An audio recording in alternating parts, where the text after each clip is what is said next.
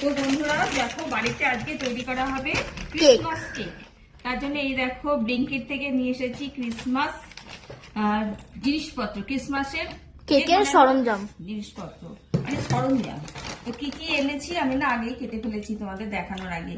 তো কি কি এনেছি আবার দেখিয়ে দিই। দেখো এখানে রয়েছে আমুল দুধ, যেটা ল্যাকটোজ ফ্রি আমুল দুধ। আমরা তো দুধ খেতে পারি না, কি করবো। আর এটা হচ্ছে মিল্ক মেড।